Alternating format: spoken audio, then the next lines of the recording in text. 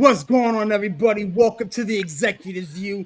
I'm your host, Aaron Sirius Simmons, and this is the view from on top, man. You could be anywhere in the world, but you're here with the execs, and I do appreciate that. You guys know how I get down, man. If you see the show, share the show. We're all over the place, man. We on Facebook, Instagram, Twitter, Spotify, TikTok.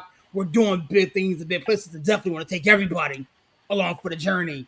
As you guys know, I don't do this by myself. I got a slew of brothers that are sitting here ready to chop it up and talk about everything around the world of sports. Although I do have a feeling we're not going to get too much sports talk today. We have something on our mind we need to discuss. With that being said, the homie Villain's in the building. What's going on, Villain? How we doing today, sir? Villain, what's going on, fellas? How you doing, man? What's up? We are good, man. We are good. CK is back in the building. What's going on, CK? How we doing, sir? I'm gonna be hitting the dump button a lot. Yeah.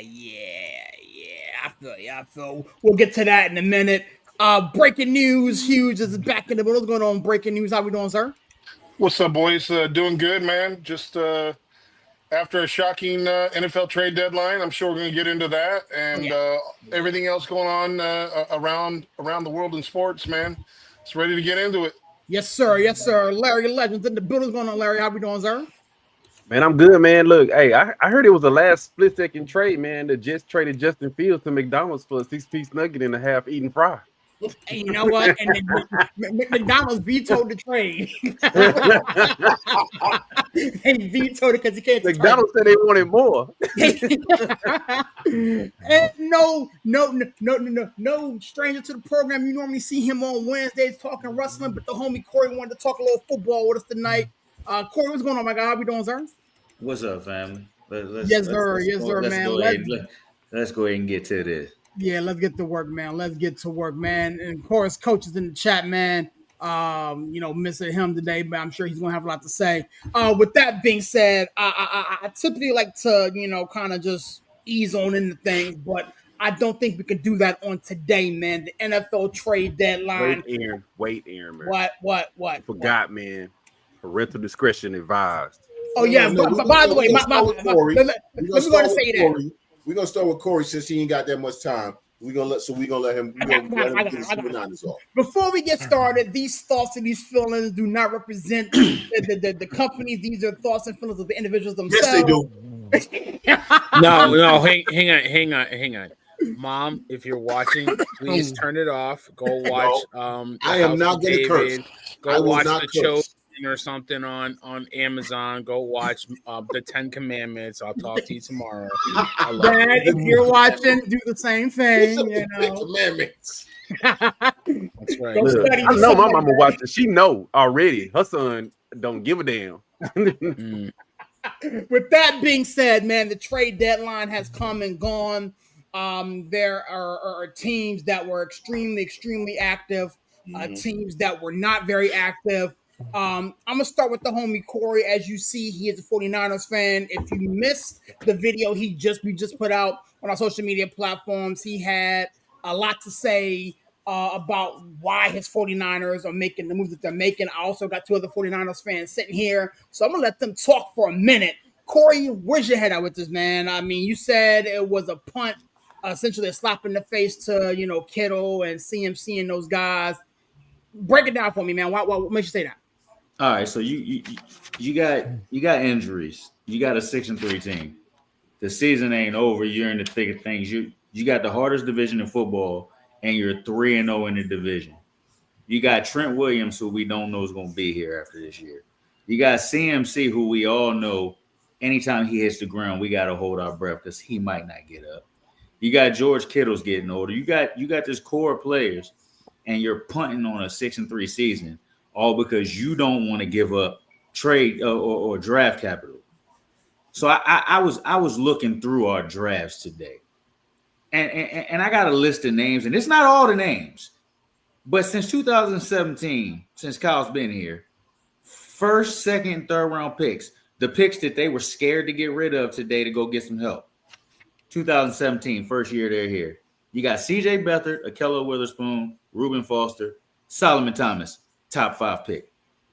None of them here, they were all busts. It don't get no better. Keep going through the years. You got McGlinchey, Dante Pettis, Tavares Moore, Jalen Hurd, Javon Kinlaw, Trey Lance. That's 3 first-round picks.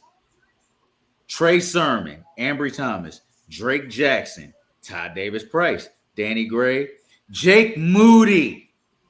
Jake fucking Moody. The kicker. Cam Latu.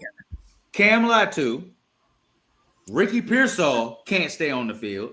That's your first-round pick from last year. You got Nick Martin. Half the damn team is injured, and Nick Martin can't get on the field. These are all busts that these dudes have drafted in the first, second, and third round. What the hell are we saving the picks for? You're punting on a 6. I just spent over $1,000 to see these dudes this weekend. And you out here punting on the season, talking about you want to stay young and not spend money. I'm not asking you to go crazy, but you got cap space. Brock's contract ain't that bad. You got all this money sitting on the bench, and you just gonna punt. You gonna punt on the season for what? You're looking these dudes in the face. CMC is about to touch the ball over 400 times this year, which means that's the end of CMC after this season. Trent Williams is damn near 40. George Kittle been getting hurt a little bit the past couple years, but to me, he's still the best tight end in football. You got these dudes, and you're going to look them in the face and tell them you don't believe y'all can win this year, so we're not going to do anything. It's too much talent out there. We could have went and got Johnson from the Jets. Hell, they giving everybody else away. Get who? They wanted a second. Give them the second. I just gave you 18 players, and that's not even the whole list. John Lynch and Kyle Shanahan are the same people that made all these picks. They're the same people that's going to make these picks next year and the year after. They ain't got no good track record.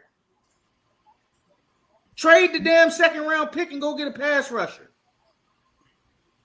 I don't understand. What are the players that or the positions of need in the trade this year that you guys would have addressed? You need a pass rusher. I seen it in person. We can't get to the quarterback. The only reason we got to y'all's quarterback Sunday is because we put y'all in position to where y'all had to throw the ball and we knew it was coming. And Dart holds on to the ball a lot. He holds on. Yes, because he's young, so that's gonna come. But you need a pass rusher because our corners and safeties are young. Everybody knows to help your DBs, you need a good pass rush.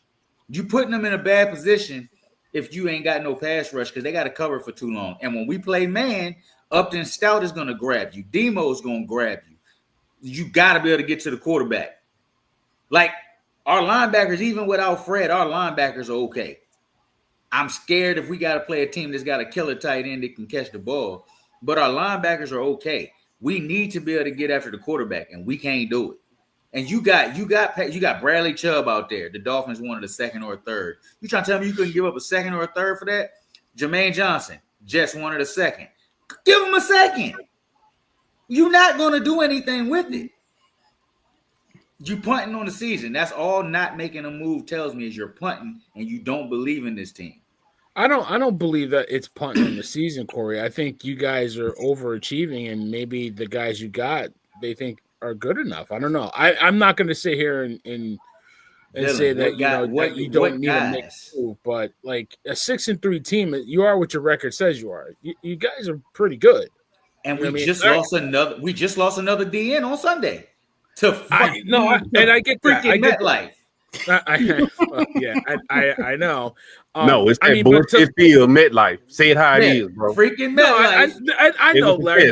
But Larry, you were the one that were saying, your Niners are going to be better than you think you are. You had a good draft. You had good players. And I think the depth is really showing its true colors because as much injuries, the Giants and the 49ers are kind of the same. Where they have injuries all over the place. The Giants are 2-7 and the Niners are 6-3, right? Like you guys are got way more depth than we do, and you're seeing the fruits of those labors because you're 6-3. So I mean, I agree the trade should have happened.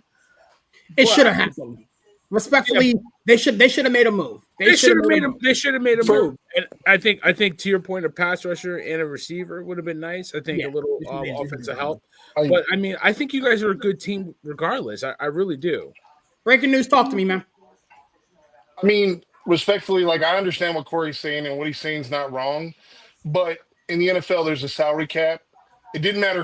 We could have got Hendricks for a second. We could have got Johnson for a second. Chubb, you can't like. Where are we going to get this money next year and the year after? That's the first thing. The salary cap is a myth. Ask Howie in Philly. No, but Okay, you gotta be able. You gotta be. The salary gotta be cap able- ain't real. If you make a realize? trade, that they have to fit in the salary. Do you realize if you go to over the cap right now, we are already over the salary cap in 2027, and we're only 9 million under in 2026. How are you going to fit a Trey Hendricks contract in there?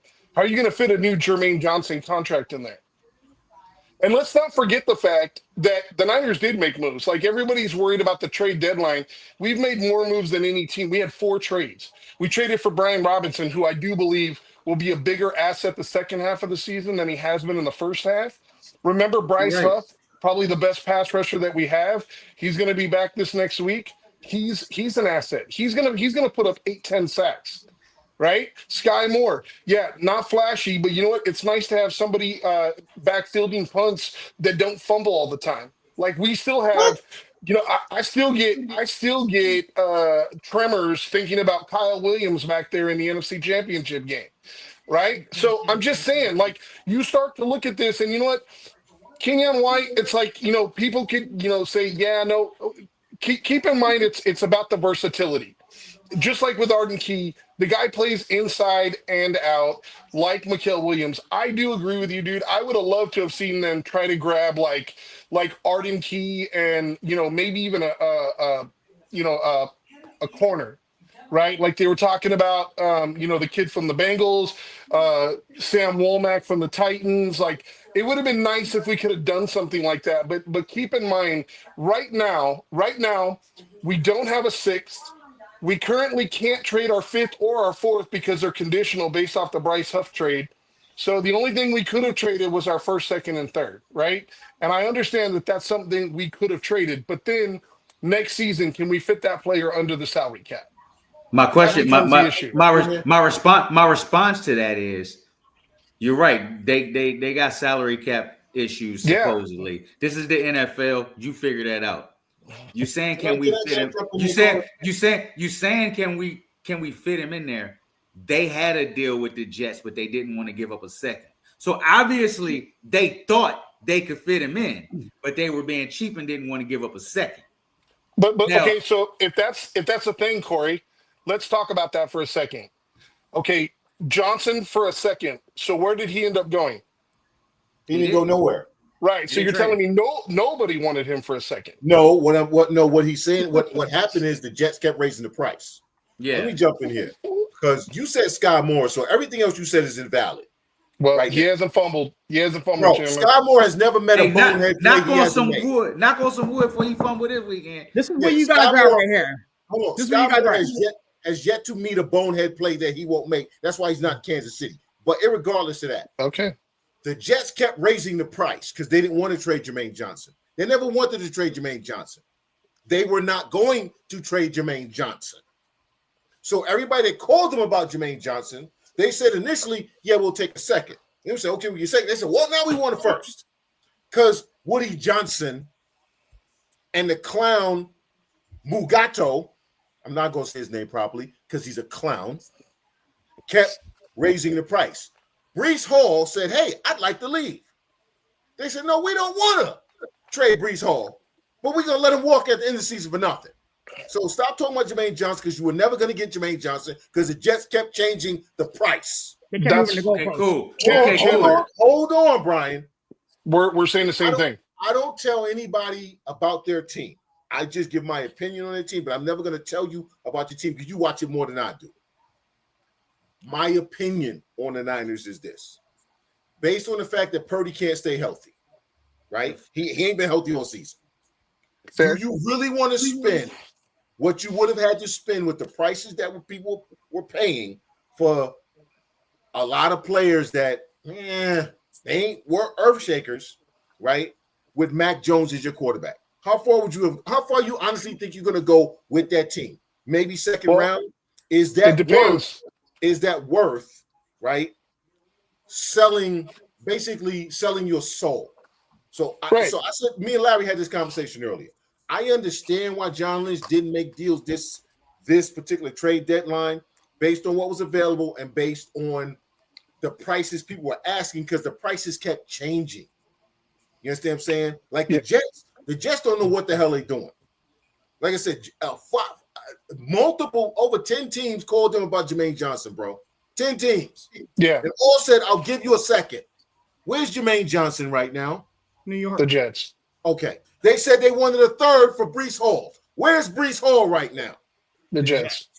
They could have had Micah Parsons for Quentin Williams. Where's Micah Parsons right now? Green Bay. So where's Quentin Williams right now? You're right, Corey. I can understand what you're saying, but when you're talking about the Jets are clowns. But to me, do you really want to mortgage your future to try to go far in the playoffs with Mac Jones? That's all I'm asking. I understand that, but I've given you their track record since 2017. Okay. I'm gonna tell you straight up, that first, second, and third, 2 of the 3 not gonna be here at the end of their contract. We can't draft worth a damn in the first 3 rounds. Nick Bosa was a no-brainer, but he can't stay healthy anyway. True. Brandon Ayuk, you got in the first round. The dude don't even want to be here. Freaking Ricky Pearsall, before he got shot, he was injured. And nobody had Ricky as a first rounder. They can't draft early. They're not good at it. Yeah, but I think it's disingenuous to act like Ricky Pearsall's a bust, because before he got injured, he was leading the league in receiving. I'm not saying he's a bust. 5-6 weeks, he was really good. I'm not saying he's a bust. I'm saying nobody had Ricky as a first rounder. I get it, but all it takes is one team to draft him there, and ultimately, if they have the production of a first rounder, nobody cares, because in the when it's all said and done, to have that leverage of having that 5th-year option on a skill position player or a quarterback is always going to be worth more than saying, oh, you know what, we'll trade up into the second round to grab him. But okay, and I agree with you, but Ricky came out as a 24-year-old. So when we get to that we get to that 5th-year option, first of all, he can't stay healthy. That's just, he came into the league hurt. Fair enough. Still hurt. When he gets to that second contract, he's going to be 30. You're not giving him a big time contract at 30. So you basically drafted him in the first round to have him for one contract, which is injury plagued already. So he might not be a bust. He might not be a bust talent wise, but you're not going to get return on investment, because when the second contract comes, you're not going to pay him top dollar. Larry, you've been very quiet this whole conversation, man. These are your boys, man. Where's your head up with all this? Man, look, hey, I kind of agree with you, Corey, but then I don't agree with you, because they've hit some of their early picks, and some of them they haven't. But they make they meat and potatoes, and they middle round in the middle to late round picks, right? That's why I haven't talked about those picks. yeah, that's where they make their balls. And like, dude, real talk, bro. Like, Mikael was looking like the steal of the draft until he got hurt. You know, I give you Mikael. Consider where they drafted him at, and Collins is looking like he's gonna be the truth. My thing was, if you jettison all of the older players, high salary cap players, we had 13 draft picks this season. Mm-hmm. You replenish with all these, draft picks that we quote unquote, brought in. Then next season, we're still sitting on a lot of draft picks. And breaking news, just to inform you, bro, we have our first, our second, our third. We have 3/4, 4/4 right now, and a 7th. Mm-hmm. Mm-hmm. The move that I wanted to make was not the Johnson trade. You make the Trey Henderson trade. You make you make the Trey Henderson trade. You give up a damn second. You give up a 4th. You make the trade. We got $38 million. You give that motherfucker a goddamn $38 million goddamn signing bonus, and you put his ass on this roster for this year and next year. Because the problem with the damn Niners is that every year when Bosa's playing, nobody's on the other side to help his ass out. That's the damn problem. That's the damn problem. And the corners can't hold up because we're not putting enough pressure on these quarterbacks. Every year they drafting your Drake Jacksons and your other bus players. That's the reason why they took McHale so early, because they needed another pass rush on the end. Why take a chance on an unproven guy when you could have got the Trey Henderson trade done? That dude want to be out of Cincinnati so bad. I would have told him, look, here's the second, and you take 2 fourths, and I could give a rat's ass less of what else happened after that, and you make the trade, bro. You make the trade. Larry, you know Cincinnati wanted they wanted the first. Started with the first. I would have gave the first. No. I'm gonna tell you why I wouldn't do that. 30-year-old? You don't make a deal for a player that's over 30. You make the trade because, dude, do you know what I'm telling you? You make the trade, Corey. You know what holds up in the NFL? Pass rushers. Let me ask you Not in this San question. Francisco. Not in San In Francisco. the league that's like 38 right now, bro. Dude, Nobody holds up in San Francisco. You don't get an old man to come out here. Dude, I'm just saying, dude. Mac is like 37, still getting sacks in San Diego. Them dudes play today like 38. I would have made the trade in a heartbeat. I think, honestly, what Lynch is banking on, and we've seen these teams do it over and over again, their trade deadline is health.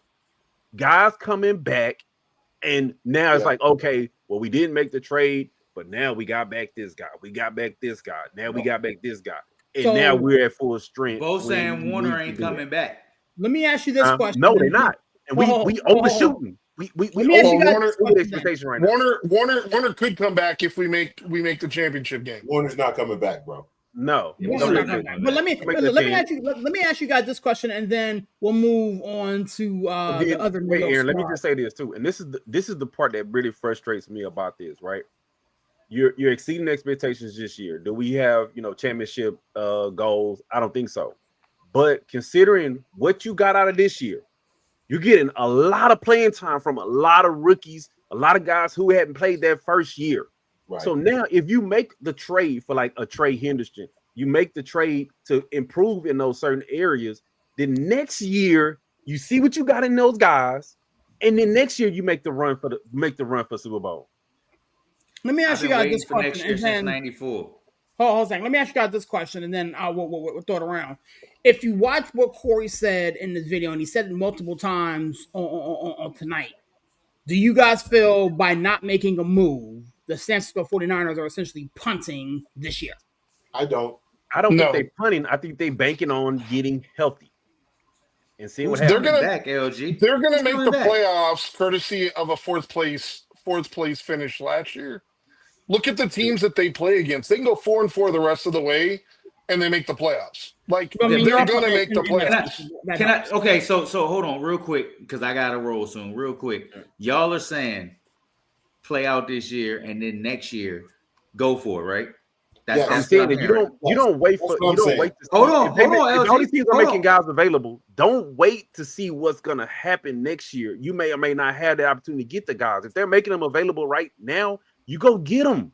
Exactly. Because next year you got the Chiefs, you got the Eagles. You got a tough schedule next year. But you also have your healthy quarterback. Since when? Yeah. You just said he ain't been healthy. No. This year he has been healthy. Brock Purdy's been pretty healthy. Brock Purdy ain't been healthy. No, he hasn't. Last year he had a shoulder. He been banged up. The year before he was knocked out. Okay. Brock's not healthy. Brock ain't never been. He's a small dude. He's a small dude. He's a small dude. He wants to be a gunslinger and don't have no arm.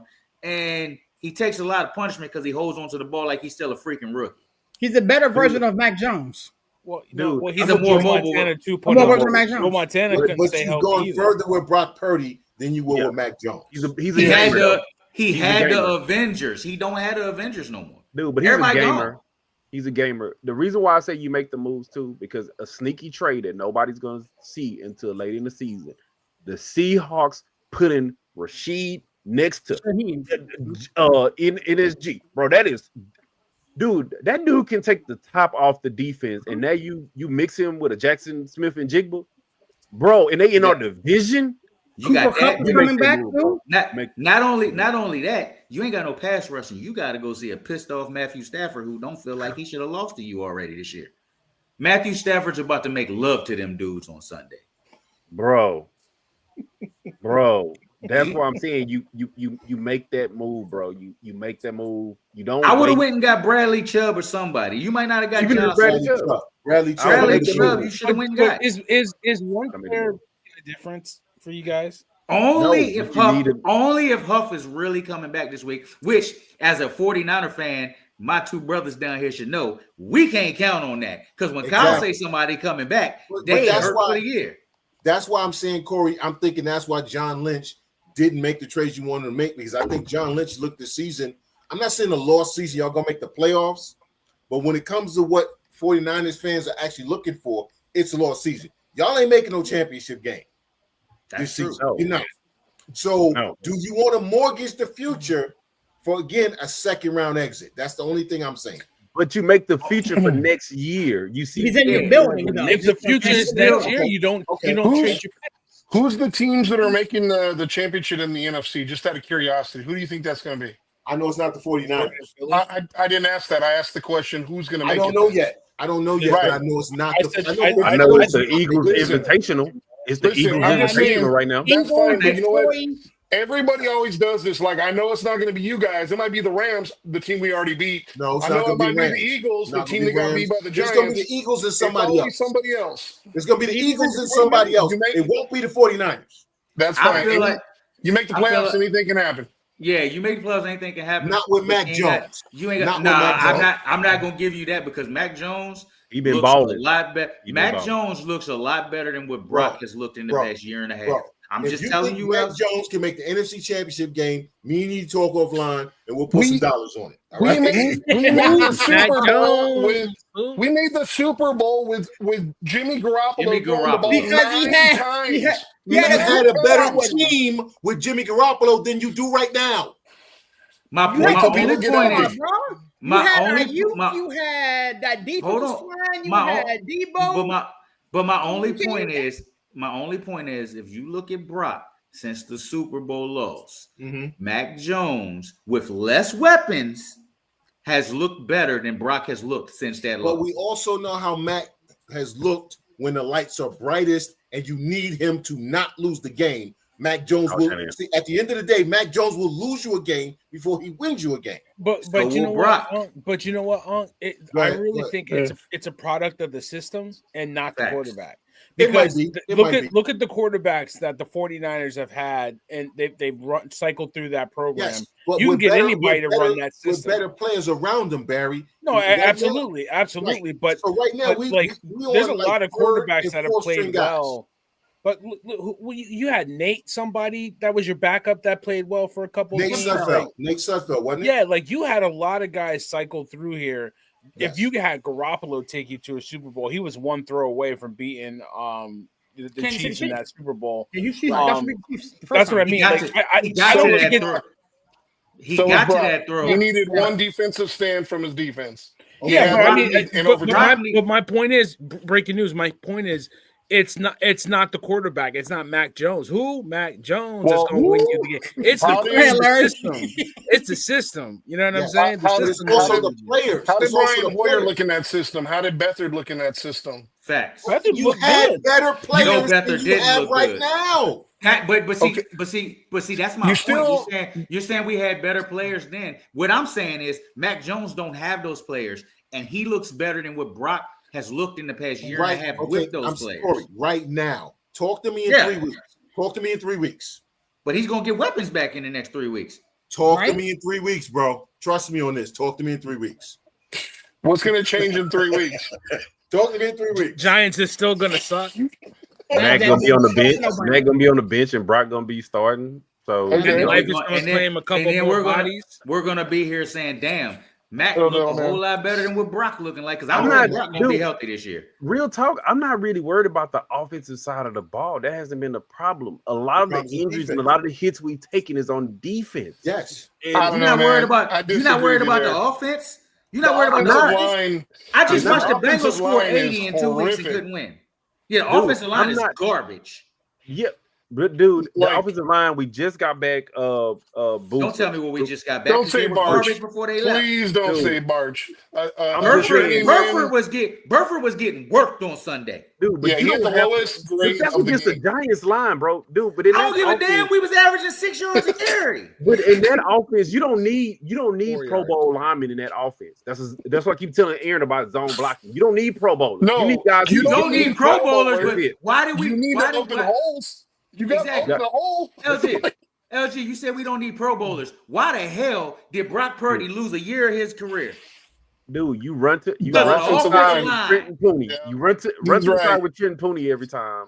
Like I said, dude, I'm not. The thing for me is I get it. We need a little help on the offensive side, but the major injury and the problem is on the defensive side of the ball, which is what we should have addressed.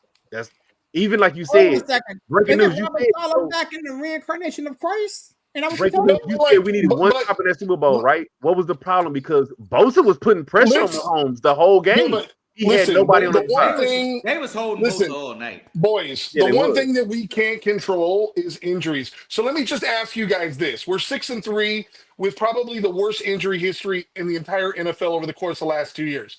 If all the guys that didn't get injured were not injured right now, how would you feel about this team?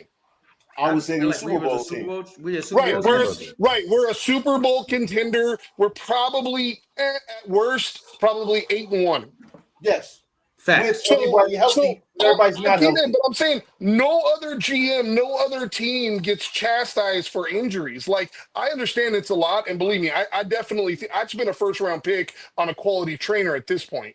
But we have to Hey, I we said have to too. face we have to face the facts that like the team that was built is actually a very good team. The problem is we on like our 5th and 6th string wide receivers. We're on Exactly. our 4th and 5th string defensive ends. Like Exactly. that's the problem. Like you tell me any other team, I don't care if it's the Eagles, if it's the Chiefs, you tell me any other team that can lose their top 3 weapons, their top 3 receivers, lose their tight end, lose their starting quarterback, lose both their pass rush. Like, you tell me the team that overcomes that and still 6-3. So again, do you want to mortgage your future for this team that you already know is not going to win a championship?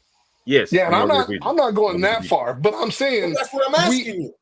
like Yes. who's to say in the next 10 games we don't have more injuries? And that's my point. Like, And Brian. that's it's why the you make Niners. the move It's because the even Niners. if you have don't, injuries, why mortgage the future? You're going to trade for guys, they'll get hurt, right? Now you've given up draft picks, they're hurt now, right? I'm mortgaging And the he's still in the future. same Hold on, though. position.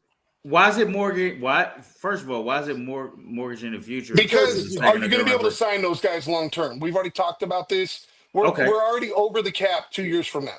Okay. You're not okay, going to be cool. able to sign a long term kick that contract. down, Cool. bro. You Cool, kick that cool. down. Cool, Dude, but, we can okay. figure that out. But if you were gonna make a trade anyway, right? You think you can fit it? So you We already telling did. me- Hold on. You go get somebody like a Bradley Chubb. It's not mortgage That's in the the move I would've future made. because Nick Bosa needs help anyway. Yep. Bryce That's Huff. my point. That's my point. Right. They're Bryce counting on Huff. Bryce Huff. We don't even They're counting know. on Bryce Huff. Why are Be- we counting on Bryce Huff? Dude, Bryce Huff would have put up 10 sacks this year if he wouldn't have gotten injured. But he You did. can laugh all you So I want, don't but you care. clearly Good. don't watch Niner football. I'm just saying, Bro, the guys don't that watch say Niner that. Brian, football, don't say that. All of y'all he's watch got the Niner quickest football. first step, and he's already got 4 sacks this year, and hasn't been played half the year. But he's not Chubb, and he's not No. Henderson. And, So and you know I don't what? care about that. I don't care about anything Yeah. else. Once care about again, taking he's a not third round Chubb pick. because he's not 35. But Dude, again, Chubb's like, 29. the team wants to Chubb's give up Chubb. 29. Chubb Okay, is 29. 30. I I'm don't just care saying, about the he's picks old. because that's not where we make our bones at. We make our bones in the middle to the end of the draft, Okay, bro. I but don't care about Larry and Corey and Brian, if the other team doesn't want to give you that player, it doesn't matter what you're offering. There you go. But Trey Bennett, Doesn't matter. dude, this is the even more frustrating part about this whole thing, bro. We 49ers fans, bro. Let's bring it in, Yes, bro. yes. Let's bring it in. Let's talk to this 49er fans. That Trey Henderson trade has literally been on the table since the fucking offseason. But the Bengals keep changing the price. No, bro, that's been on. They've been in No, discussions no. about it. They since the literally offseason. were saying- no, bro. Wait, They started with 1 first rounder. Then they said we want a first rounder and a player. Then Then they said we want 2 first rounders and a player. No, bro. Changing the price. That was up for until the other last players. week, That was for other the teams, bro. previous 2 That's weeks, been on they the said table. no, they weren't trading him. It was only this last week that they opened and said, yeah, we'll consider it again. Right. So they've been wishy-washy this entire year. And that's my point. If the team's not willing to meet your price, there's nothing you can do. I think the trade that we missed on, like I said, is with Tennessee. I would have liked to seen either Sweat or Arden Key. Right. We didn't need a huge name guy. What we needed was another body. No, the trade y'all missed on is Quincy Williams. Once the Jets traded Quentin Williams, Quincy Williams should have been your trade.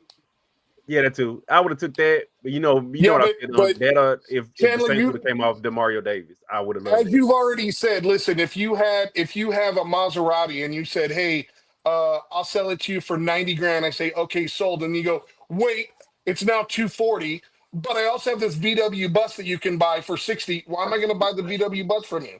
I already know how you negotiate. But I'm saying once the Jets traded Quentin Williams, the only reason the Jets drafted Quincy was because Quentin asked them to. Nobody knew Quincy Williams could play. I get it. And nobody today, no one tried to get Quincy Williams. Quincy Williams does not want to be a Jet. The Jets are going to get rid of him in the offseason. I think the trade everybody missed on, not just the Niners, is Quincy Williams.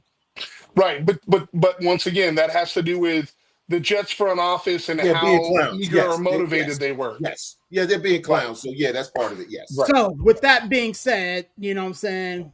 Corey, thanks for coming by, man. We'll see you tomorrow, big dog. I'll see y'all tomorrow. The Giants are still trash. Holla at y'all later. Thank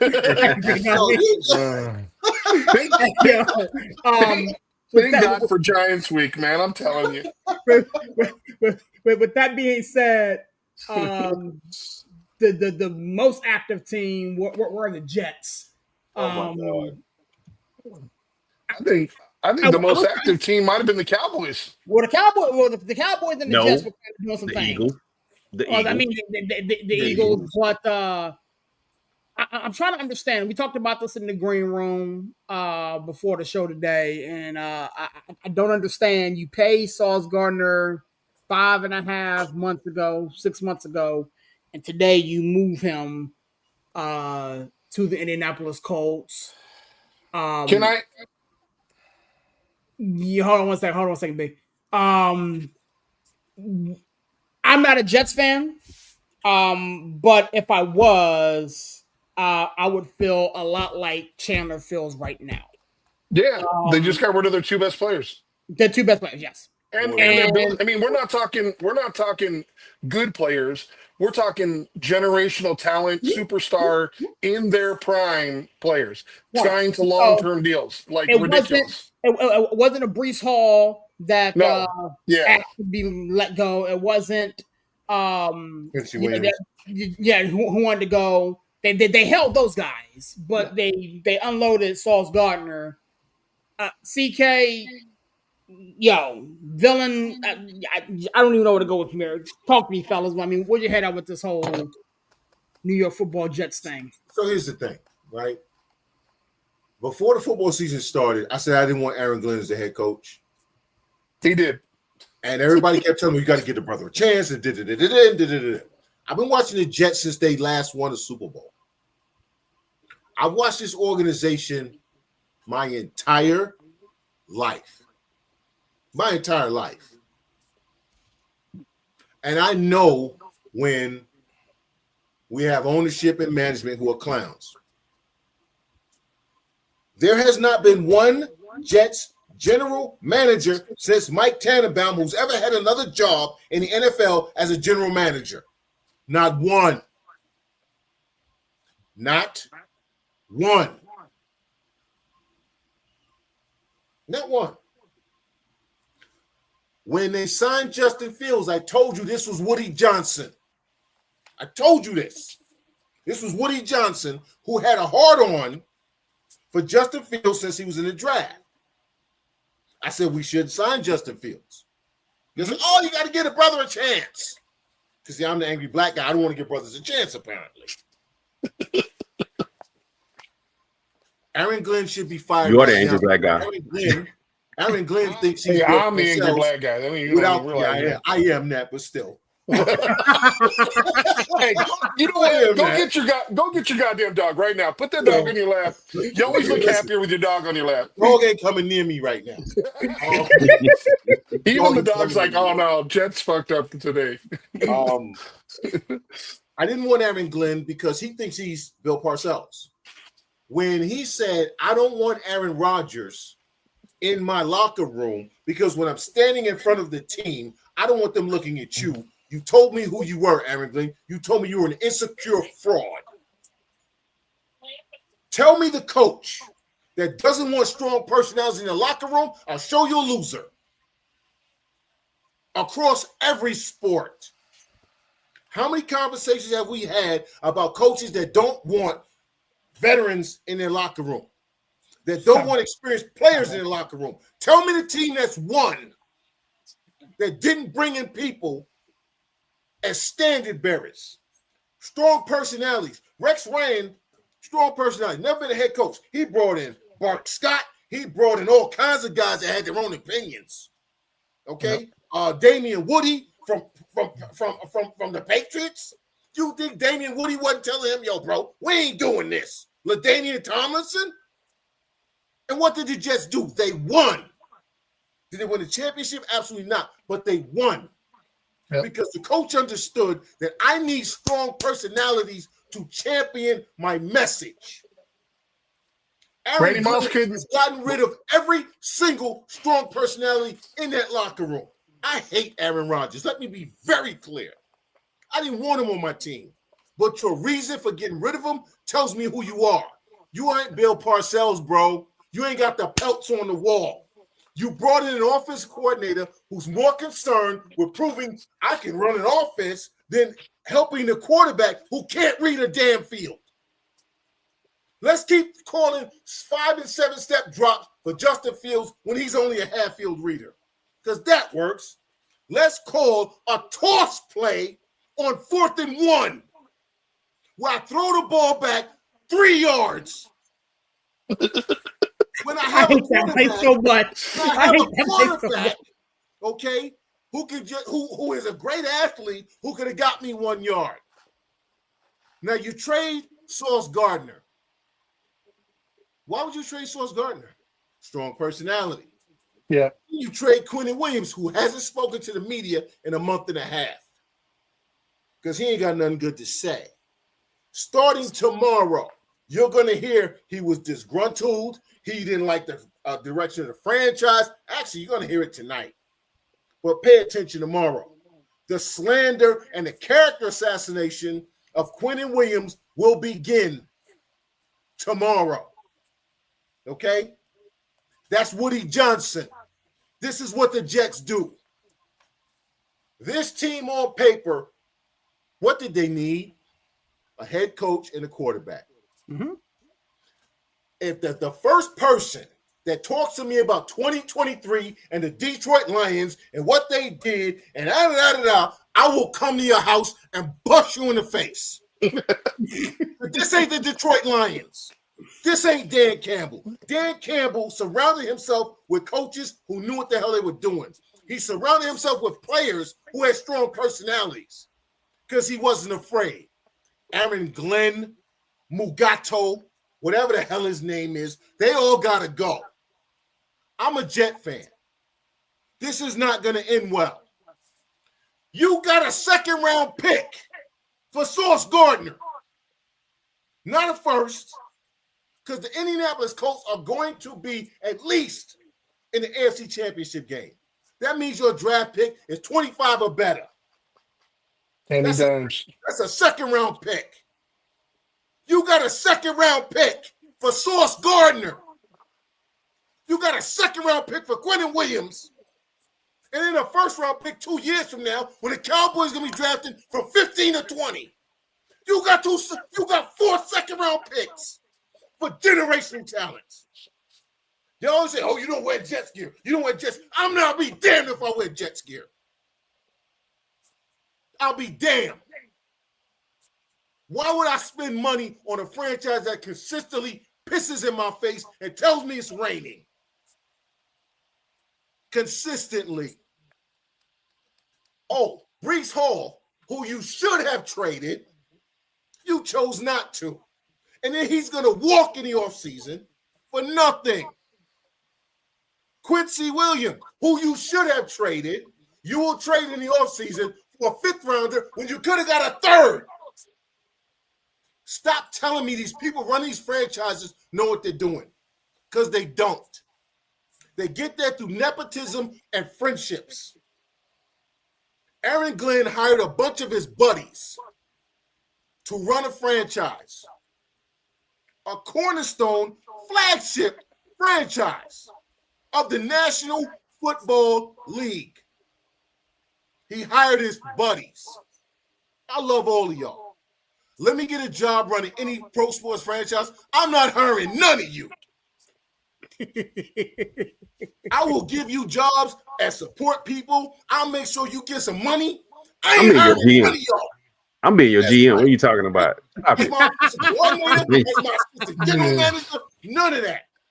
I'm being the fake CEO VP. Done the job before, who can educate me on what I need. And then once I know what I need to know, then I'm going to hire you. But that first year, bro, don't call me. Don't call me. Talking about, yo, man, you, nah, bro, I can't hook you up right now. I gotta get my feet wet. I gotta get my position cemented. Aaron Glenn's a clown. Aaron Glenn is a clown. Aaron Glenn should be fired into the sun. I want the sun wrapped in a black hole. I want the black hole swallowing another universe, and I want that universe fired into another sun. But as I said, this is typical Jets. Typical Jets. Typical Jets. Go ahead, Barry. I think he's saying, he doesn't really like the moves that much. Well, see, okay, so here's the thing. So when Aaron Glenn was hired, Chandler and I went around the world and back again because I honestly believed that first and foremost he was qualified to lead. What I failed to understand is the incompetency of Woody Johnson. That's what I failed to understand. I don't believe, again, we talked about this in the green room, I do not believe that what happened today is on Aaron Glenn. I just don't, I don't believe that. I don't believe that either. But I do watch games. You know, I got 2022 NFL Packers to 09, so I do spend a good time watching the Jets. And the moves and the way these guys play look so effing unprepared. They don't look like they understand gap assignment, don't look like they understand football, basic IQ stuff is just lost. So to Chandler's point, I had to go back and watch the last time Aaron Glenn was a head coach. And a lot of the same things are raising their ugly head. I'm a firm believer of second chances. I'm a firm believer of, you know what, maybe this spot was the wrong spot for you. Maybe you could try it over here. But they missed on quarterback. And you can't miss on quarterback and be successful unless you have, you know, a Mac Jones and a system that is tailor-made to make anybody look decent. You feel me? The Jets don't have that. And so I'm one of the people that he was talking about. Again, I got egg on my face, but I don't think the Sauce Gardner move and all that stuff that happened today or the lack of trade in Brees Hall is on Aaron Glenn. I can't believe that. Barry, you've been very quiet, man. Where's your head at, big dog? Yeah. So Barry, there's a lot to unpack. Barry, I didn't curse one time. You did good.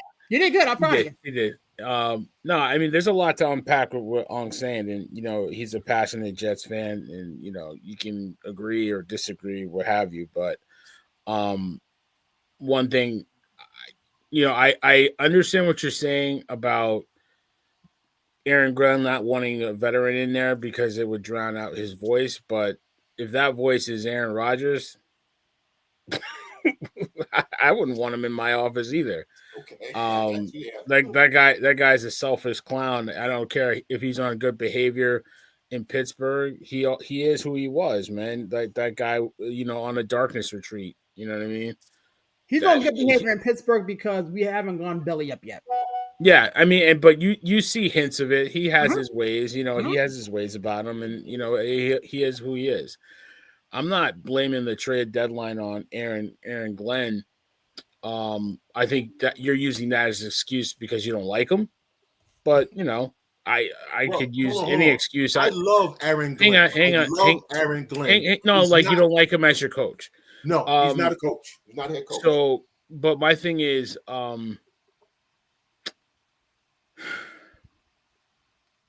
the coach is the problem. The owner's the biggest problem. Yes. He's the biggest constant there. Yes. The fact that he came out and trashed his own quarterback after you're paying him money is a big problem to me. But I'm not going to sit here and say that the players aren't culpable either. They're not prepared. They're out of missing assignments. But you're football players, man. You've been doing this for a while. I see a team that quits half the time. Yes. And I see a team of losers. Yes. So why would I keep a team of losers? I like Sauce Gardner. I think he's kind of overrated. I would if I could get what I can get for him. You could say it's 2 second-round picks. It's 2 first-round picks. Second-round picks in the NFL are way more valuable than anybody thinks. Right? It's not a second-round pick in the NBA. Second-round pick in the NFL is a valuable pick. You get 2 of them. And then you got another couple first-round picks. You know what I mean? You package that up, and you can get, hopefully, the quarterback that you need. Maybe not. I'm going to stop you right there, Barry. I'm going to stop you right there. No. Please don't. Please don't. One question. Tell me the quarterback coming out this year that you would trade up to get. So I'm not going to answer that because I don't know. Okay. But honestly, second-round picks are valuable. They're valuable. So regardless of where they are in the draft, it's still a first-round pick. I don't think Sauce Gardner, they shouldn't have paid him the money. They paid him 6 months ago. Yeah. You shouldn't have done it. That's a stupid organization move. I'm not paying that guy that money, and then you turn around and trade him. It just doesn't make any sense. This ain't the NBA where you give a guy a super max and then you trade him, right? So, and I said it for weeks. The guy that they should trade was Breece Hall. Mm-hmm. That's the guy they should have traded, and not because he's a bad player, but a running back is easily replaceable. You can find him in the 5th, 6th, 7th round. Breaking News has his draft kit. He can find you any running back in the 6th round. You know what I'm saying? So from that perspective, I just think it's really a reflection on how poorly the Jets organization is run. You know what I mean? And the players that they've been picking for the last few years, everybody thinks they have talent. I don't see a generational talent on this team outside of the receiver. They think, we got the talent. We got the talent on the. They should have traded. Are you talking about now, or are you talking about as they sit currently constructed, or pre-trades? Because I think they traded 2 generational talents. Yes, they did. Well, I mean, they had Garrett Wilson there too, who again. Who's a generational talent that they Quentin Williams. Williams is a beast, dog. Yeah, I'll give you him, but Sauce Gardner is playing. Sauce Gardner is playing like crap. Sauce Gardner's in year 4.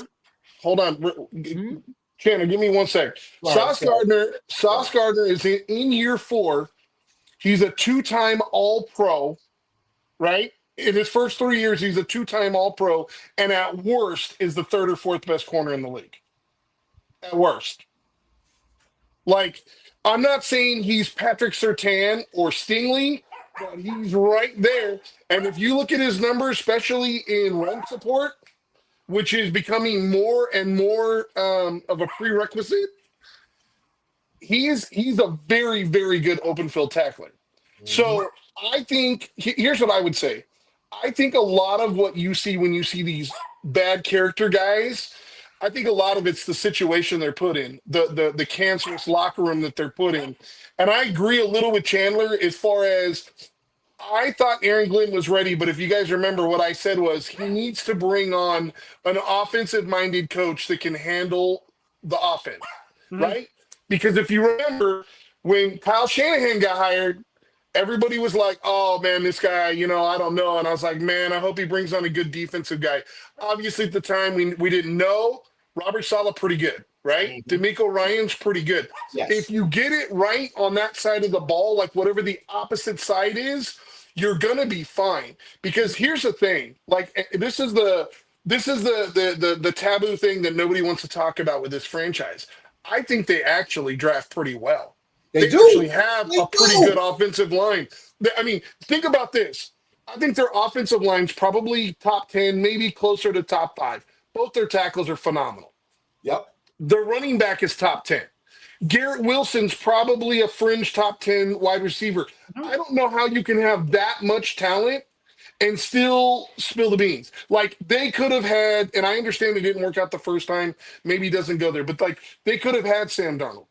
They could have had some of these other free agent QBs. They waited till the last moment and said, hey, we're going to go with Justin Fields. And you know what? That is fine and dandy. Listen, that's fine and dandy as long as in this next draft, you know what? If they grab the next superstar, let's say it's Fernando Mendoza, Dante Moore, Ty Simpson, whoever, Zellers, whoever that guy is that they think it might be, if he ends up working out, fine. But if they don't, then this is all for nothing, because I do think there's something to be said for leadership in the locker room. The reason why the Niners system works is because they have veteran leaders that can instill that in the younger guys. Remember when the Baltimore Ravens or the New England Patriots, they could bring in anybody. They brought in Randy Moss, who literally stopped playing for the Raiders, and all of a sudden he was a world beater with the Patriots. Because certain organizations say, hey, yeah, we don't tolerate that here. You're going to give a certain effort. And all I'm saying is, you take 2 generational talents that you just paid, even if they hit on Mendoza or they hit on Ty Simpson or they hit on Dante Moore, are you sure you want to go there? Or are you going to be like, Manning and be like, you know what, maybe I want to go to an NFC team. Or you know what, maybe I don't re-sign that large contract, because you know what the reality is, they might trade me a year after that anyways. Like, you got to understand the message that you're sending to your players and to your fans, right? Right now, it's not just this function from like, oh, we just traded our 2 biggest superstars. It's, you just signed these guys both in the offseason, and you just traded them with years left on their contract, 3+ years. Like, it's a bad look. You're incurring dead money. Like, it's just a bad look all the way around. And I am a firm believer that the owner is the one that is pulling the strings. Brian, I think you're going to let Barry finish what you were saying, Barry. Yeah, because I want to know what Barry was saying. Go ahead.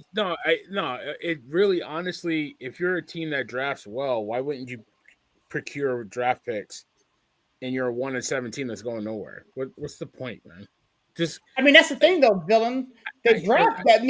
They draft well. They don't develop. They don't put culture. Okay, that's fine. That's fine. But you're a 1-7 team that I think is a flawed organization. And I think the roster is a flawed team. That I mean, honestly, if you can get something for Sauce Gardner, that clearly you didn't want him here, do what you got to do, man. If you had, quick question for Barry.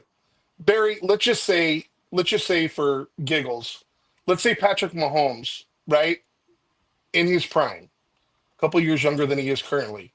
He's actually on the Jets, and you're like, you know what? We're a 1-17. We're not going anywhere. We might as well trade this guy. Do you trade him?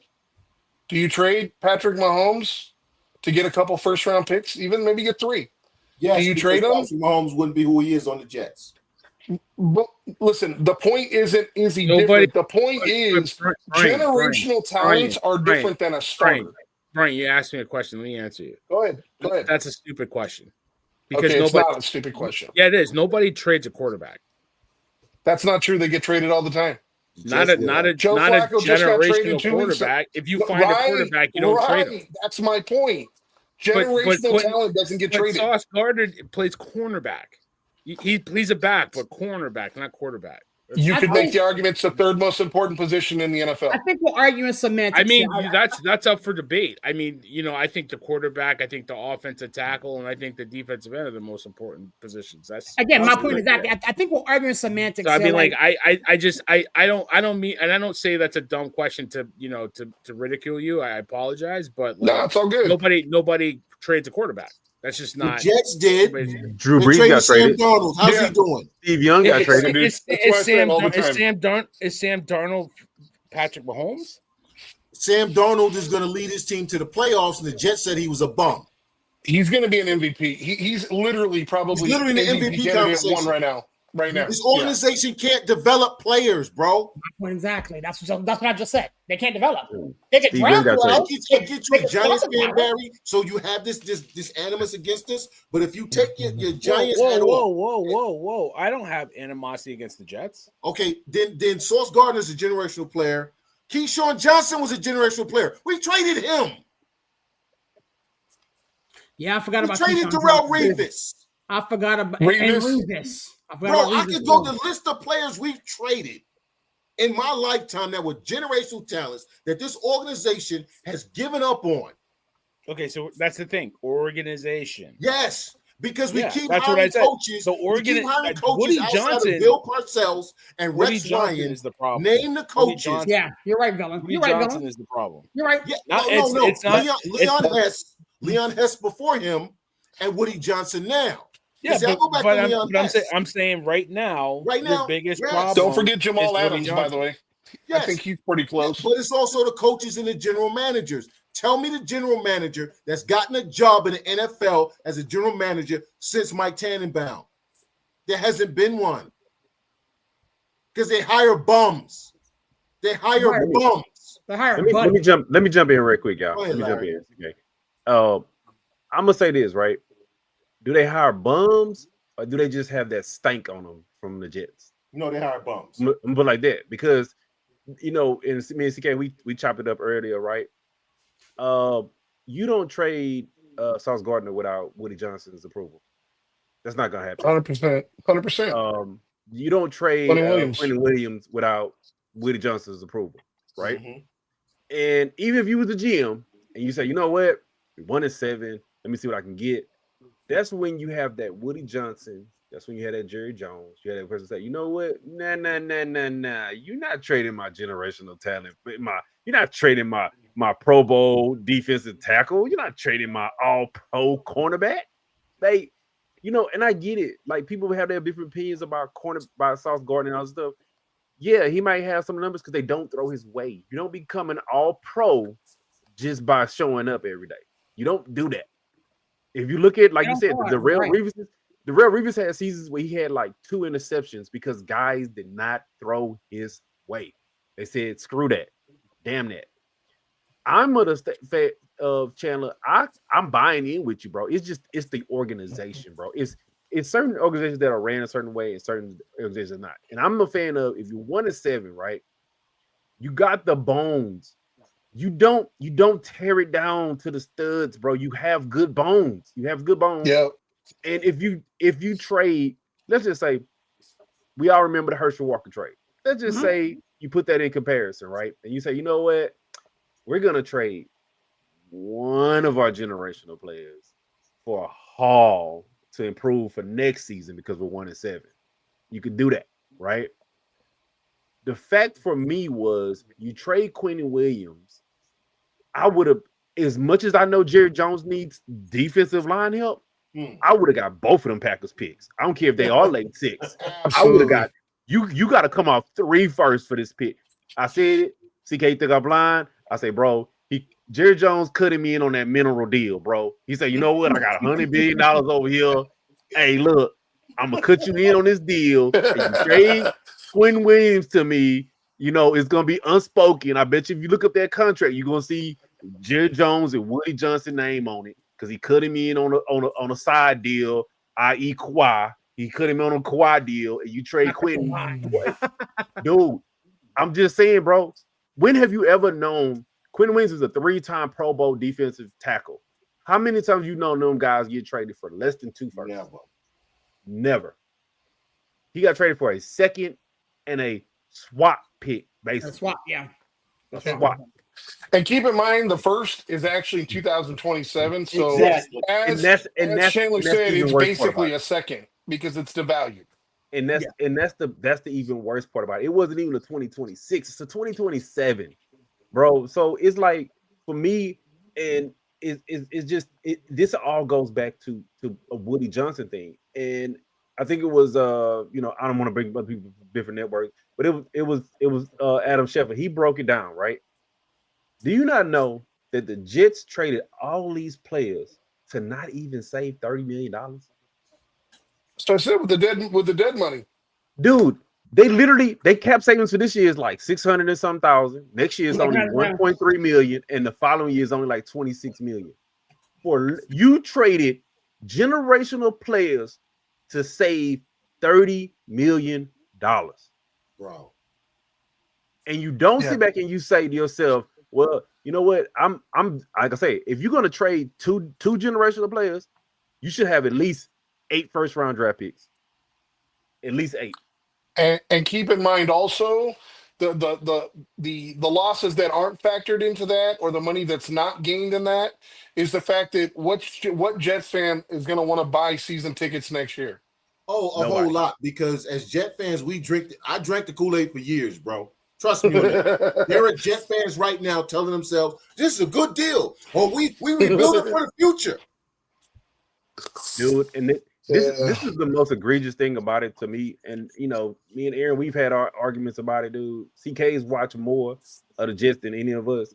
Dude, this is the most egregious thing. And this is why I say I'm gonna give 85% to Woody, but I gotta give 15 to Glenn too, right?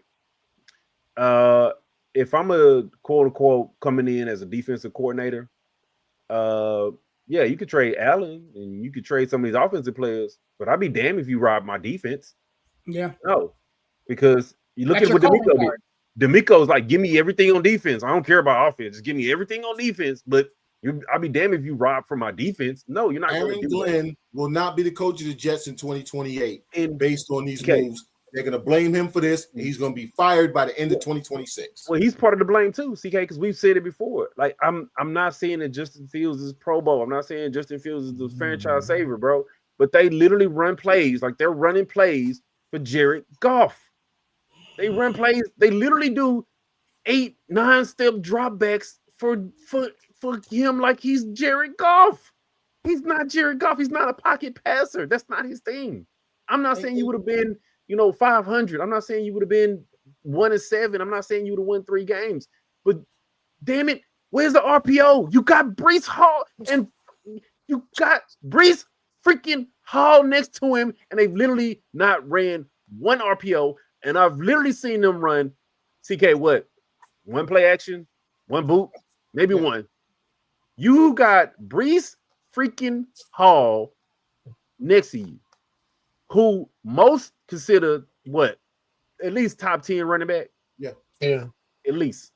And we look at the Giants who just lost their running back, right? I don't like Joe Shane. Barry knows this. I can't stand him. Did he panic, Barry? What did he do? He held fast because the bones of your team are really, really good. Yep. The quarterback you have, he needs some work, but you have the bones of something that you can build upon. So rather than try to make moves to cement his position, he said he looked at your team and said, "Nah, I'm good. If they fire me, I'm all right. I'll get another job because you can look at what I've built here and say there's bones for something that you can build on." I can't stand Joe Shane, and I'm willing to give him credit for that. All right, and I told you I love Cam Scatterboo. Scatterboo got hurt, okay, but even last week, that was what's the word I'm looking for? They fought. I can't think of the word, but they fought in that game. That was a representative game. That's the word I'm trying to say. Competitive. Representative. What, against the 49ers? Yes. They fought in that game. No, they fought in that game. They tried. Now they were outclassed. On offense, they tried. Yes, they tried. Defense is a disgrace. Yes, but it was, if you listen to my video on YouTube on the Executive View channel, Right. shameless plug, you'll understand that the Giants the Giants have Barry. yielded 1 punt in 6 quarters. But Barry, coming Barry. into the season, would you have thought that the offense was what you would have been lauding against the 49ers? Yeah, I mean, You see what I'm saying? I listen. I agree with you, and I don't want to go into the Giants game because it's depressing. But I agree with you that Shane should, staying pat was probably the right move. I think making one trade for next year would have helped getting a receiver. Okay, I was about to ask what you want to do there. Okay. Yeah, I would want to get a receiver that is a proven commodity. Then, even though the draft this year, I think Brian knows it's a pretty There's a deep lot of receiver receivers draft. out, bro. Very deep. Very deep. Yeah, I would actually say but- wide receiver is probably the deepest position. Yes. But I look at the Giants' track record. I think they're one for one for whatever. They're good in the first You got round. neighbors, though. You got neighbors. Yeah, I mean you couldn't screw that up. I was about to curse, Mom. See, I was good today. OBJ. No, I mean like neighbors. Yeah. I think Robinson's a decent player. He is. He's going to be good, bro. He's a good player. Gonna be good. But I feel like the Giants need a tall possession receiver to go with neighbors, and or honestly, I don't think Chris Olave was available. He wasn't. The name that everybody talked about was Waddle. If I put Waddle with neighbors and then having Robinson in the slot, now you got something for the kid. You would have had to give up at least 3 first rounders for Waddle. Yeah, bro. and No. the money was wild. They were The asking money for was 3 wild. first rounders. and I wouldn't do that. And I wouldn't do Exactly. that. So, Exactly. honestly, I want to get your guys' opinion, and then I'll just hang back and listen. But I mean, I'm surprised at the players that didn't get traded. I'm surprised AJ Brown is still an Eagle. Mhm. I'm surprised Waddle's still a Dolphin. I'm surprised Olave's still a Saint. draft. At the Hey, draft. Barry, let me ask you a question real quick, Barry, since you're talking about that, right? Mm-hmm. And I know Joe Shane phone probably was ringing off the board. Mm-hmm. Would you have given up Thibodeau for a receiver? What No, type hell of no. nonsense Hell is no. that?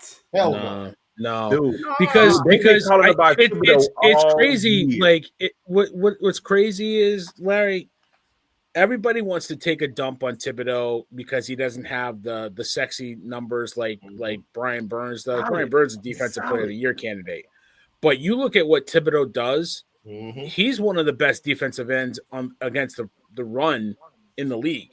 And that's saying something for a team that sucks against the He's run. Leonard Williams 2.0, bro. He's Leonard Williams 2.0. And Leonard, and they gave up too early on Leonard Exactly. Williams, in my opinion. Exactly. And like, even though he was a pain in the butt, like I didn't like the fit with him. Leonard Williams went to Seattle, and He's in Seattle. balled out. He's in Seattle And right now, so I just saw. I think two things. You never want to trade a first round pick, and because it's like you're admitting failure that you missed on that pick.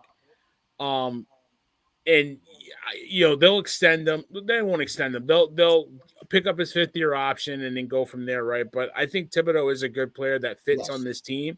Yes. He plays well with Carter. He plays well with Burns, and he's never going to be like your guy Bosa, but he's going to be a good defensive end in this league, and I think you can live with that.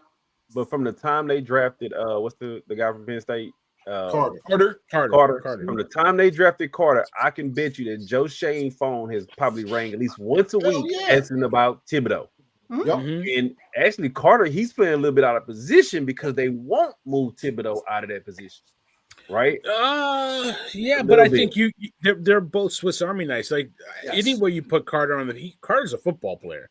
Anywhere you put him, he makes plays. He's ridiculous. Yep. So, and he doesn't have the numbers to back it up either. But if you look at the tape, he's always on the quarterback, like stink on what. So, yeah, but I'm saying ever since they drafted him, I'm quite sure he probably got at least 20 calls today about Thibodeau. Yeah, absolutely. But I wouldn't trade him. I think he's a good player. He's not a great player. I think he's a good player, and I don't think he trades those guys. He fits what they're doing, so you keep him. But if you had the option of moving him for a Waddle, doing is nothing, because that's my other thing that I meant to to tap in on is that the OC and the DC, Bowen and Kafka got to go. Bowen's the worst defensive. I'll give you that. I'll give you that, especially the DC. I'll give you that because they should be much more creative on the defensive side. Like if you listen to my video, I think serious. We talked about it. Like 875 yards, 8 touchdowns, 1 punt in the last 6 quarters, and that's not counting the fourth quarter against the Broncos. I'll say Aaron Glenn as a defense coordinator for a bag of chips. I want Antonio Pierce. That's what I want. I want Antonio Pierce. Oh, Antonio Pierce would be good. He'd be good. I like that. I like that. Yeah. All right, so we done ate up a lot of time on trade deadline stuff and everything, man. Wait. And we still haven't even talked about Cowboys getting what's up. Yeah, I was like, we got to tackle the elephant in the room, the Cowboys. Yeah, how about them boys? They did well. I was impressed. I mean, outside the Quentin Williams trade, I don't think. I mean, everybody knows the Bengals want to get rid of. Logan Wilson's not a bad trade, bro. He's a very good player. Very good. Well, he's a starting caliber linebacker. It's nice to know that the owner was able to wake up from his dealings in oil to make a couple moves here and there. So, and all the lawsuits. Brian, correct me if I'm wrong. Brian, correct me if I'm wrong. I'm sorry, correct me if I'm wrong. Are you allowed to talk about a trade you're about to make before it's official? Like, I don't know. There's some real illegal type stuff. No, that's not legal, right? As long as you as long as you don't specify a name, like you can say, "Hey, we before got the a game, big trade incoming." But before the game, so the deal was done, and then it was before the Monday night game, and so like I was like, "Are you supposed to do that?" Asking for a friend. Right. Yeah.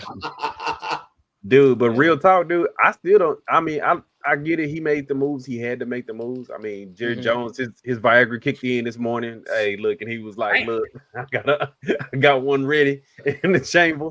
But but I'll say this, right? I still don't think it's enough to compete with the Eagles, bro. Dude, no, I mean, it's not. It's not. They're not going to make the playoffs. Carter, bro, that is going to be hell. That's going to be hell on wheels. And the sneaky move that people don't realize was what's been wrong with that Eagles secondary, right? Yeah, because they don't have the Slay, they don't have those guys to where like now. They picked up Carter and they picked up Ja. You don't have to ask Alexander to do a lot. Hey, come in for 15 snaps because he's on the back end of his career, just like Slay was. But then you picked up a Michael Carter who can still play. So now that secondary is back to where they rolls with it. And they got another pass rusher. Yeah, and like I say, you add Jalen Phillips next to Carter. Yeah, bro, Howie Roseman be playing chess while everybody else playing chess. But the Cowboys can make a wild card. They can make a wild card because if you look at the teams fighting for the wild card, bro, it's a toss up as to who might make it based on the coaches. And honestly, I think Brian Schottenheimer is a better coach than most of these guys on the wild card. On periphery. That's the word. No, I don't think the Cowboys got enough. I don't think the Cowboys. Well, I look at it like this. So here's the thing: if you look at the teams in front of them, right, the Cowboys right now, as we currently speak, are sitting at 11. They're 3-5-1. You got the Minnesota Vikings, Carolina Panthers, Chicago Bears. I don't trust the Panthers or the Bears. That's who's ahead of them. Behind them, you got the Arizona Cardinals, Falcons, Commanders, Giants, and officially the Saints are eliminated from playoff contention. So again, who do you trust behind them or in front of them? I don't trust any of them. Exactly. 3 teams are coming out of the West. 3 teams are coming out of the West, so they may not make it. So you got the Rams, you got the 49ers, you got the Seahawks, and you got Seahawks. Yes. Yeah. And then you got at least two out of the North. They really should get 3 because that's. I mean, the North is only going to get 1 because they cannibalize each other, and the coaches are. They're rectally inserting their cranium. They're inserting their cranium into their rectum. On paper, they should get 3. I mean, the Bears, don't discount them. I think they're a year away, but don't discount them. The Vikings are a tough team, but the Packers and the Lions are the 2 best teams in the division. But JJ McCarthy to stay on the field because I watch Michigan. I don't. I mean, he had a good game last game, but to me, I'm looking at the Eagles. I'm looking at the Lions, Packers. Yes. I'm looking at the Buccaneers. I'm looking at the Buccaneers, who are arguably the best team. Okay. in the NFC. You know, it depends on what day you look. And then you got the 3 in the West. That's the 7 teams for me. That's who I think are making the playoffs. Okay. Yeah. Go ahead, Brian. Oh, you're good, brother. I was just gonna say, yeah, in order for the Cowboys to make a move, number one, they're theoretically 3 games out right now. Okay. Right? So the problem is Detroit, San Francisco, and the Rams are the 3 teams if the playoffs started today that would be in. Correct? Oh, okay. So the problem becomes, do you see Dallas going? Because let's just say, like I said, let's say the Niners falter, right? Mhm. Let's say they go 4-4 down the stretch and end up with 10 wins. That means Dallas has to go 7-3. And even with the improvement in the D line, No. I still think they're a bottom 5 defense. Like They're that 5 defense and is 5. bad. They're 5 and 5 at best. They're 5 You and got 5. the Raiders Because they didn't address the real Brian. They didn't address the real problem, which is the secondary. Their secondary is atrocious. You got the Raiders, Eagles, Chiefs, Lions, Vikings, Chargers, Commanders, Giants. That's the rest of the Cowboys schedule. So tell me, where do you get 7 wins out of there? Well, they're going to beat the Raiders. They're going to beat the Raiders. Who else? Yeah. They're gonna. So they got the Raiders next after their bye. After Right? the They're bye. gonna bye this week. Then they got So the then Eagles, they have Eagles. Chiefs, That's a loss. Chiefs. Eagles, That's a Chiefs, loss. Lions. Eagles, Chiefs, Lions, Lions. That's 3 losses. Go ahead. Losses. Vikings. That's probably a loss. Depending on whether JJ McCarthy is playing. And then listen, the next game against the Chargers, I think the Chargers are a sneaky good team. No, hold on, no, because the Chargers offensive line, bro. They just traded. They just picked up the offensive line. They did get some O-line help, and he's going to be hurt next week because I don't know why this is with Jim Harbaugh teams. His offensive linemen go down like people like he got snipers on the roof taking. I'm not going to speak on it because they play us on Sunday Night Football, so I'm very. What's the injury? What was the injury for Joe Alt? They brought it back early off an ankle, and then he screwed the ankle up even more, so he's got now had surgery. Yeah. So I mean, to me, like they got 5 straight losses, looking them in the eye after the Raiders game. To me, here's the real thing, right? Like we're chalking up like, oh, I don't think they can beat them. I know it sounds crazy, but like the Raiders at home in Vegas, like I wouldn't be shocked if the Raiders beat them. I wouldn't be shocked if the Commanders, even with the backup, beat them in the last game of the season at in Washington. Right? Like, well, the last game is the Giants. The last game is the Giants. I'm sorry, I was looking at the Commanders, but that's what I'm saying, or the Giants. Like, I wouldn't be shocked if they lose those games because they're both on the road. Like, they're on the road the last 2 games of the season, and they're divisional opponents. And that's why Sorry. Go ahead, Barry. No, that's why the Panthers loss and the Cardinals loss yesterday was crippling. Yes. Those are crippling losses. It was that's gonna kill their season. The Panthers. I will tell you though. You know what? Nobody want to talk about them yet. 5-4, baby. 5-4, baby. Listen, they're a good team. They're a good team. And Chandler, the bigger thing is 4-1 in their last 5 games, right? Like, they got off to a rough start. Like if you watch the first couple games, you're like, okay, not a very good team. You watch the last couple games, like their defense has come to play. And, they're starting to find their way. And it's funny because everybody talked about how Rico Dowell was horrible when he played for Dallas. All of a sudden, guess what? He can run the ball. Funny thing. He's the number 3 back in the league right now. He's one of the leading rushers in the league all of a sudden. Number 3. Yeah, on paper, you would think the Cowboys would win that game, even though I think the Panthers are a better team. The head coach in Carolina has finally realized that the best way to help his quarterback is to stop throwing the damn ball. And that's every quarterback's best friend is a running game, right? Unless you're Aaron Rodgers, because now you give Bryce Young a run game. Now you have people pausing that half second in case they're going to run. Now you give him those lanes to throw through. Yes, he's tiny, right? But that boy can throw the ball. So if you give him the lanes, what's his name? Teterow McMillan. That boy is the truth. That boy is the truth. Don't like that. McMillan can play. We know that. Yeah. Man, Aaron, hey, look, we can't move on, bro, because I got to get this out, man. I've been bottling it up for the last 10 minutes. Record a video. Dude, no, bro. We on the ass. So I want everybody else's opinion, bro. I'll do a video if I need to. What's up? What you got? What the fuck was Nick Casario thinking today? Dude, what? You sat there and you watched the Colts go get Sauce Gardner. Yep. You saw the Jaguars go and get Jacoby Myers. Jacoby Myers. Yeah. Jacoby and Myers. Yes. You saw your divisional opponents. Dude, next to your Jets, bro, dude, the Texans are looking like they're going to be the biggest failure of the season. Yeah, they are. And I get, and it's even crazy that they have a top, 2 defense in the league. Dude, CJ's already got a concussion. You can't block. You telling me you couldn't go get no offensive line help? The offensive lineman that got traded at the last minute. Why didn't they go get him? You couldn't get this guy no help. But teams don't trade linemen like that though. But one got traded though today. One got you could have got a guy that you could have took a potential on, dude. Matter of fact, Titus Howard is hurt now. That's the one piece that I'll be like, you keep giving this guy opportunity after opportunity. You could have gave another guy who had a first round grade an opportunity to come in there and block, just like the guy that the Chargers traded for. Penning. I think his name is Penning. Is CJ hurt?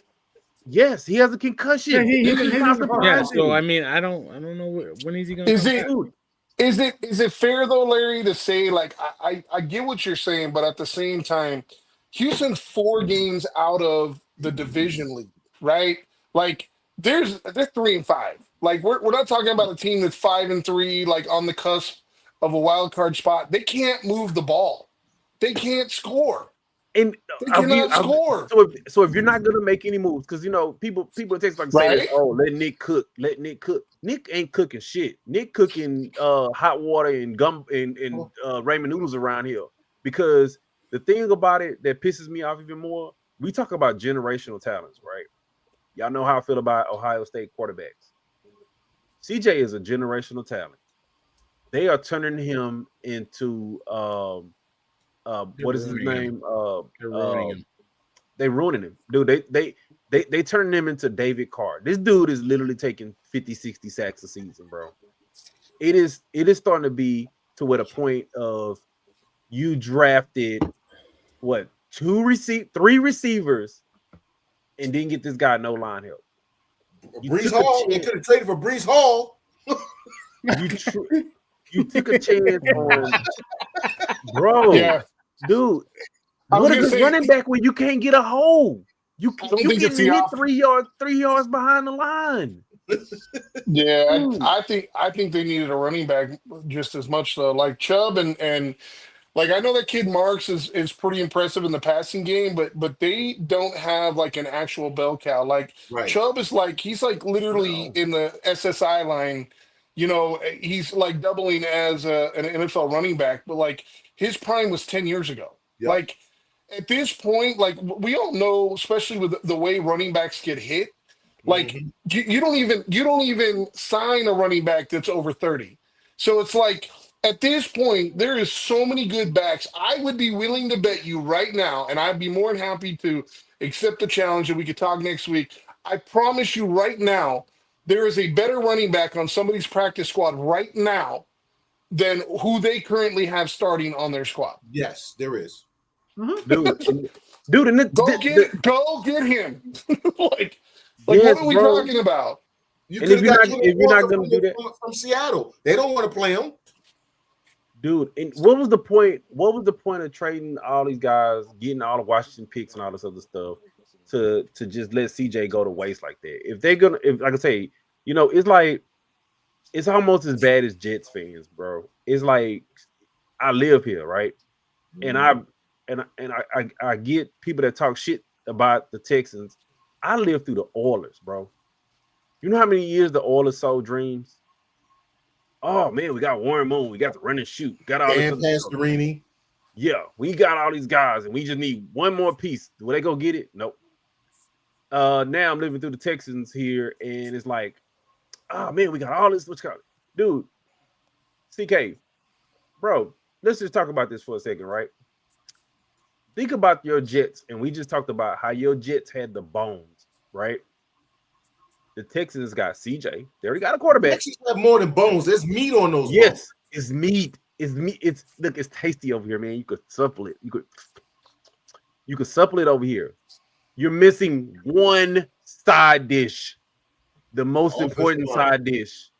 You need the line, bro. It's almost like I said.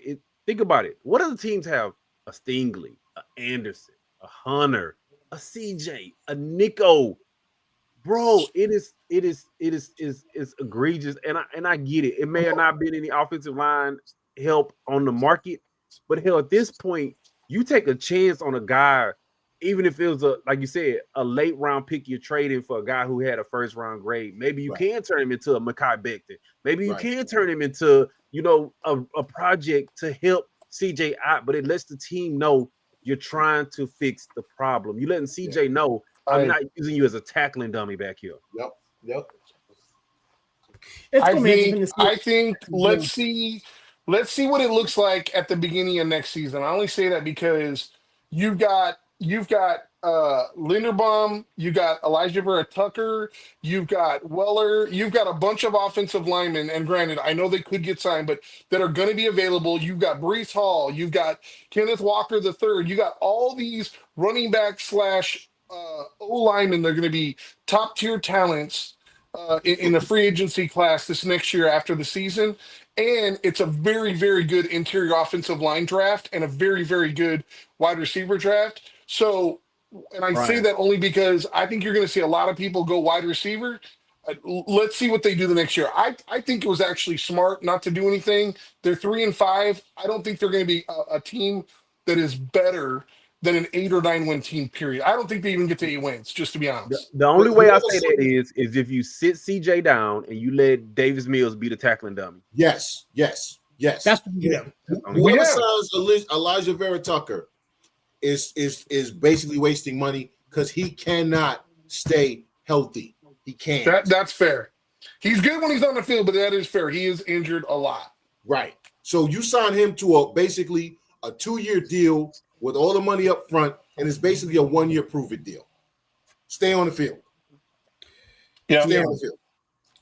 With that being said, gentlemen, we are going to go ahead and get into these picks. We have 4 teams on bye this week. Cincinnati Bengals, Dallas Cowboys, Tennessee Titans, and Kansas City Chiefs. Make sure you check your fantasy football squads to make sure those guys out of your lineup unless you're in my league and keep them in there. Fuck here. With that being said, Villain, talk to me, man. Where's your head at with these picks, bro?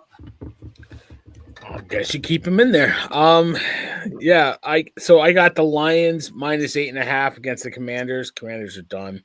Yeah.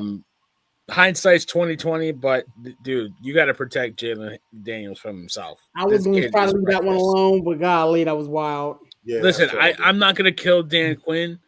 You don't know that's going to happen, but he is reckless, and you got to protect him from himself. So there's equal blame to go around, and Jalen Daniels is going to learn from this. Like hopefully small. I was going to say, you hope he gets the opportunity. This doesn't be like a Robert Griffin III type thing. It was his arm, so and it's not his throwing arm, right? It's not but the point being, he's got to learn from it.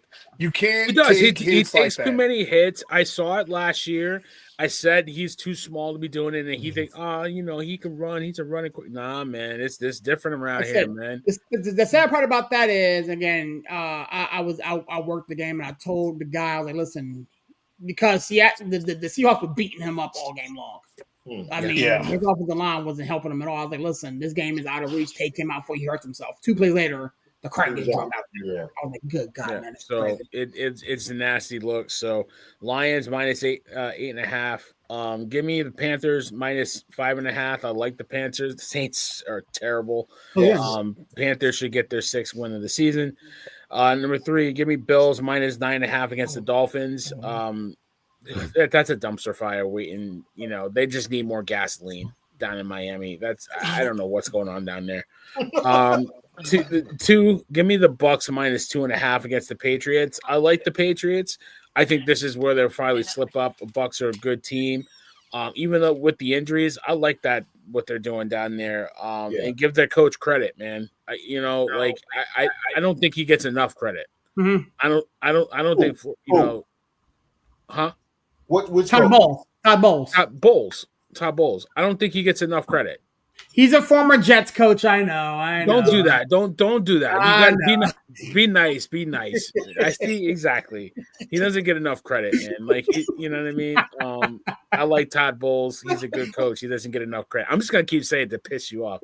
And then the number 1 pick, give me the Ravens plus 4.5 against the Vikings. I think the Ravens, they got their quarterback back. They made a sneaky good trade. Getting some help on the defense. So I like the Ravens, give me the points, 4.5. Vikings. So you got Lions at -8.5, Panthers at -5.5, Bills at -9.5, Bucks at -2.5, and the Ravens at +4.5. Yeah. All right. Breaking news. Talk to me, big guy. Yeah, so I'm going through these. I mean, obviously there was quite a bit mentioned there, but I'm going to actually start with a 5-point play. I'm going to go Indianapolis Colts. You get a generational player like that, it kind of gives you a jolt in the arm. Pass defense is going to be much better. I like Indianapolis to bounce back -6.5. I'm going to go. You really think you don't think the real Daniel Jones showed up? No. Look at the course of the whole year, man. There's a reason they have the best record in the NFL. Yeah. 3-point play. Yep. 3-point play. I'm gonna go. I'm sorry, 4-point play. I'm gonna go with Seattle at home -6.5 versus Arizona. I've said it a couple times, but I think Seattle has the best defense in the NFL. And at this point, Jacoby Brissett is the starting quarterback there. He's been playing good, but he's not playing against Seattle's defense, especially up there in that stadium. That's just a different atmosphere.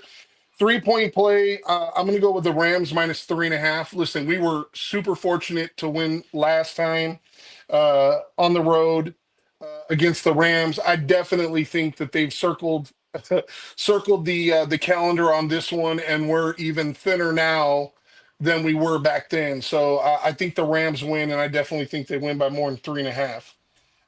2-point play. I'm gonna go with Tampa Bay -2.5 at home versus New England. New England's won something like 6 or 7 in a row. Mm-hmm. I think that streak's about to end.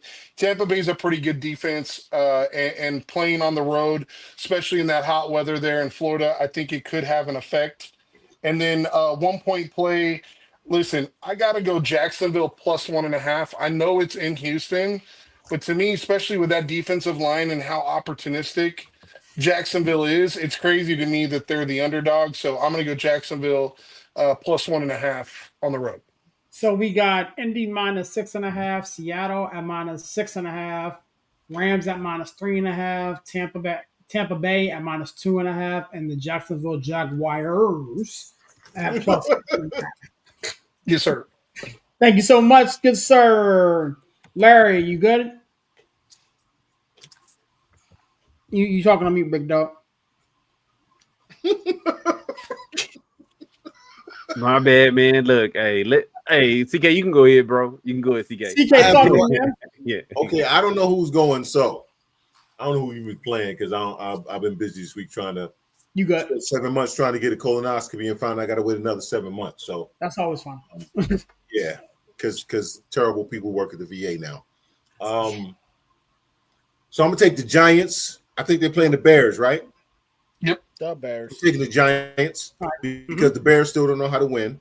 Mm-hmm. I'm taking the Patriots against the Buccaneers. Okay. I'm taking the Ravens against whoever the hell they playing. Mm-hmm. Vikings. I need 2 more. I don't know who's playing. Damn, somebody said something about the Seahawks. Who the Seahawks playing? Arizona. It doesn't matter. Yeah, Seahawks. I'm taking Arizona. Oh my God. I'm taking Arizona. Give me one more. Give me one more. Okay, let me give you one more. You taking Arizona the T, or you taking Arizona the Cardinals? Don't do that. Don't do that, Larry. The Browns are playing the Jets. Go for it, Unc. I'm taking the Browns.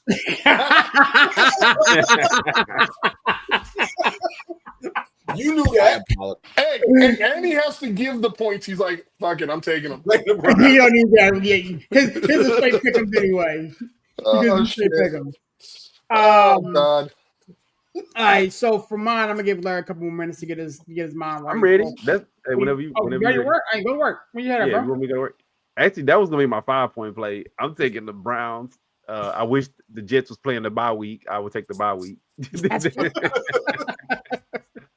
Hey, What's the line on that? Do we know? Minus 2.5. 2.5 okay. Cleveland. Got it.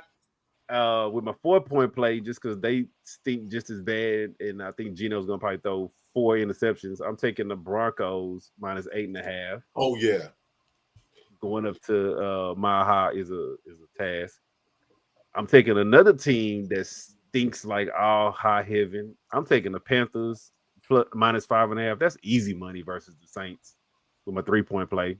Mm-hmm. With my 2-point play, just because I think they'll put in a couple of packages for him to rest the passer. I'm taking the Eagles, dude, plus 2.5 against the Packers, bro. Packers been looking shaky as hell, and we don't know if Golden's gonna play, dude. I think they're gonna get that. And with my 1-point play, because I'm gonna keep this on the hate tour, I'm taking the Chargers against your Steelers minus 2.5. Oh man, if I known the Steelers were playing, I would have picked the Chargers. Dude, the Steelers, dude, real talk, bro. Dude, I think that game was more about the coach trying to prove Daniel Jones looking good. It was nowhere in hell they should have been throwing it. They shouldn't have been throwing the the ball that much. They They shouldn't have shouldn't. been throwing the ball. No, they came out They and fed they right said, into it. They fed right into it. and they fit right into what the Steelers have not been able to stop the run all year long. So you would think they would be like, let's run the ball. You know what they said? Let's throw it. Let's put the ball in Daniel Jones' hand. Dums. So my 5-point play, I'm going Lions. Yeah, I'm not working that. So Lions at minus 8.5. That's easy money. This Commanders team is broken. Yeah. For my 4-point play,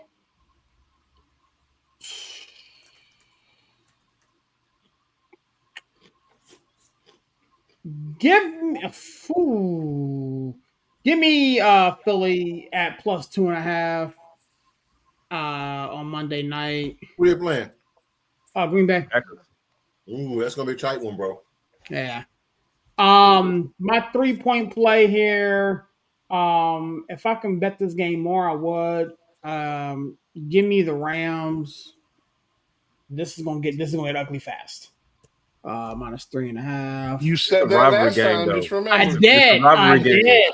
Who the Rams You said playing? that Who last the Rams time. playing? I did. They're playing San Niners. Fran. They're playing They playing San Fran. Niners? Yeah. Yeah. In San Fran. In San Fran. Who is it that can't beat the other ones? McVay can't beat Shanahan, or Shanahan can't beat? Yeah. No. Yeah. The Niners have won like 8 of the last 10 meetings or something, or 8 of the last 11 meetings. At one point, San Fran had won like 8 in a row, and then They got us in the won. NFC Championship game. Yeah, they won in the playoffs. You better take the Niners, bro. I can't do it. All right. I'm on my hate train like Larry is. He only doing it because I bet against the Steelers. That's the only reason why he's doing it. The only reason why. For my 2-point play, give me the Vikings at plus 4.5. Absolutely. This game is in Minneapolis. The Ravens really have not addressed their secondary issue, and the Vikings have not 1, not 2, but 3 guys who can stretch the field and catch balls. Have you seen All Lamar? JJ McCarthy has to do is not F it up. JJ McCarthy's going to be hurt in the second quarter. He just might. No, wait. Hey, look, real talk. Why we this is our trade deadline show for anybody that's watching. This is NFL only show. I actually like that. How you say his name? Demontron. I like that trade for the Ravens. I like that trade. Yeah, it's a nice trade. But see, the thing is with the Ravens is they haven't addressed the receiver position, and their corners are horrible. You don't need to. When have the Ravens ever had a receiver and they're in the playoffs every I year? know. I get that. I get What that. are we But talking like, about? golly, this is. I mean, again, you have to stop somebody. True. Okay. True. And Or they have outpool. arguably the second best receiver in football in the Minnesota Vikings, and Justin Jefferson. True. And Addison is no scrub. So it's gonna be a fun game. I mean, you know how you stop somebody? I think he comes back this week too. You have the ass sitting on the sideline. I think Picard comes back. Dude, when Picard comes back and you running that ball behind Derrick Henry, oh, that's going to they haven't been doing this whole year. Because Picard's been hurt. The over-under on this game is 48.5. I'm taking the over. Okay. Oh, it's gonna be a high scoring game. It's gonna be a high scoring. Yeah. It's gonna be a high scoring. And my 1 point play, Go and take the Browns, bro. Go and take the Browns. I can't do it. I can't do that in good conscience. Then take the Giants. You know what? Here's what I'm going to do. Y'all gonna laugh my behind off. Give me Houston at -1.5. Who they playing? Jacksonville. That's a rivalry game. Game. I got Houston. I'll take Houston on that. I'll take Houston. I don't care. Wait. I don't care if TJ Stroud is playing or not. I was gonna say, is that Davis Mills? Because even if it's Davis Mills, like rivalry game at home. But it's Davis Mills, bro. Have you seen how bad Davis Mills is? I think Jacksonville's a as a fraud. backup quarterback wins 2 games a year. He's not supposed to win. I think Jacksonville's a fraudulent squad, bro. They are. Like, so hell, I mean, it's the 1 point play. It's a coin flip. You know, the line is 1.5, so we'll go that route with it. Did Davis Mills win a game like 45 to something a couple years ago? Barry the villain, Jordan, bro. Barry. How we talking about Davis Mills over here? How in the hell is Russ and Jameson still on your team, bro? Dude, if I was watching Houston, I would have picked up the phone and called Jameson. Jackson Dart learn how to be a professional quarterback. Dude, I'm just being for real, bro. It's no in hell I want to see Davis Mills or freaking Mariota on the field, bro. That's just me. Russell and Jameis are helping Jackson Dart learn how to be a professional quarterback. I get it. But dude, CJ, I don't think CJ is going to play for a couple of weeks. That was a bad hit, bro. The Giants are finally doing it the right way. And I hate giving credit to the Giants because that means I give credit to Barry. What did I do? He didn't draft nobody. UConn still sucks. Anyway, go ahead. We won yesterday. What are you talking about? Man, hey, wait a minute. CK said he don't wear any Jets gear, but do he have some secret Giants gear? UConn's beating Duke this week. Bro, Duke is gonna lose tonight. No, they win it. Book it. No, I'm talking about for football. Oh, okay, yeah. Hey, look, Duke pulled a stunt. Duke pulled a stunt. Huh? Duke pulled a stunt last week. That's what I'm saying. Anywho, so with that being said, I'm gonna get you guys out of here, man. Text me your Bill Belichick won last week. Surprise. With that being said, CK, you know what to do, man. Get us out of here, big dog. It was a lot of fun tonight, man. I was able to yell and scream about the Jets without cursing. I'm so proud of you. He did. I held down all the cussing. Once. I felt like there was a curse or two in there. I did really one time. It was one time. You even acknowledged it. You said, "Tell your mom I did a good job because I only cussed one time." Okay, well, one time. And that sounds kind of bad coming from you. Don't talk about my mama no more. One time. You know what? I'm gonna say that didn't say you look.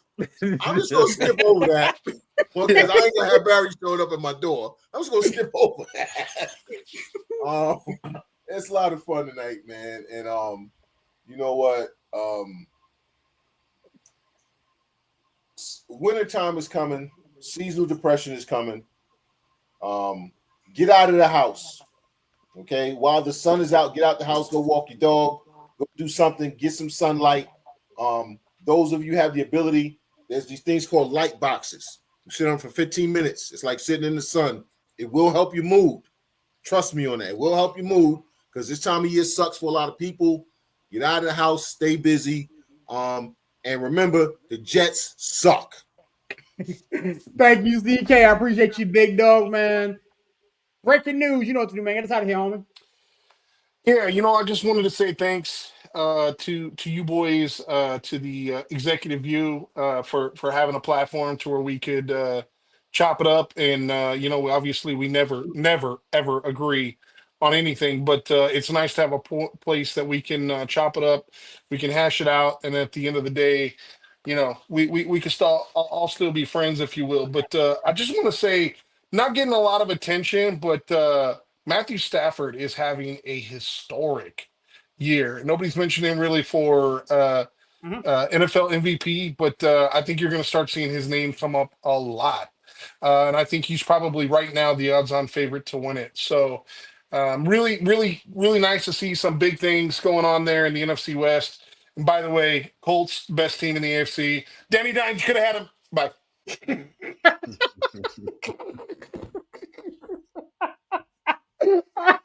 With the jab, I love it. Larry, get us out of here, big homie. Oh man, it's always a pleasure, man. Look, hey, CK, the doctor that gives CK his colonoscopy, gonna be a Jets fan. That's gonna be jacked up. No, really, it's like that's not a real doctor. Yeah, Right. yeah. He gonna come in with a Jets hat on, talking about I'm here to do your colonoscopy. Yeah. Open your mouth. Oh man. Yeah. But it's all good, man. Like I say, man, look, I dropped enough cuss words for everybody for the night, bro. It pisses me off sometimes, especially when you're going into these trade deadlines, seeing the moves that your teams make and they don't make. Even, that just lets you know how much we passionate about this stuff, because we getting pissed off about teams that ain't even our teams. Like, we more mad about the Jets doing this stuff than the Jets are. Like, dude, that just let you know what kind of fans we are. And we did fail to mention that not only did the Niners make minor moves, the Texans didn't make no moves, but the Steelers didn't make no moves either. We did not. No, they did not. Neither did the Giants. We did not. I'm not gonna repeat what Coach say. Like I say, you know how I am. But yeah, always a pleasure, y'all. And I'm out, bro. Appreciate you, big dog, man. Looking forward to sharing this with you in the future. Villain, you know what to do, man. Get us out of here, homie. Yeah, we're back at it tomorrow on Backstage Business. Make sure you watch that at 9 o'clock Eastern Standard Time. We got stuff going on all week. We do a lot of fun stuff here. People starting to get a little taste of what we're doing out there, so we want to do more. The guys are right. Brian is right. We all argue, we disagree, but we all come back and to the table. We all, except for Brian. I'm not friends with Brian. I don't like him at all. He's kind of a clown. And honestly, like, anybody that supports Danny Dimes or Danny Bitcoin is a suspect human being. You really should, if you're if you're friends with a person like that, then you really should reevaluate your situation. I'm not saying that MVP conversation too. Yeah, I'm not saying that to besmirch him or anything like that, but to be honest with you, like, you don't need people like that in your life. Just be careful of people that, really support Danny Dimes for MVP. How are you going to sit here and support Stafford and you just been talking about that's the problem? Danny Dimes getting all the headlines and Stafford really is your MVP. So don't listen. I don't care. I'm going to stay here. The real Danny Dimes stood up. Indiana Jones, the quarterback of doom, is here, and he showed himself. And that's who he is. That's who he is. All right. But I'm out of here. I love y'all. Peace. All right, big dog. I appreciate y'all. See you tomorrow, man. Yo, it's your boy Sirius repping that 412 and the 703, man. Such a privilege and absolute pleasure doing the show with these gentlemen on tonight, man. Shout out to the homie Corey for coming through and kicking it with us, man. Talking a little bit of San Fran. You will see him as well as myself and Villain on tomorrow, man. Backstage Business along with Travis Wicked Better, who's now a regular in the program, man. Talking everything about the world of wrestling. We had a Saturday night main event. A PLE that popped off over the weekend. We're going to talk about that as well as where things could potentially go. Thanks everybody for checking us out, man. All of our social media platforms and everything like that. I say this all the time, man. This table is big enough for everybody. Just get in where you fit in. We'll find a spot for you, man. We love sharing the space and talking sports, man. With that being said, I always close up my shows like this, man. God is good, even though sometimes people are not. God bless you guys on the next one. Peace.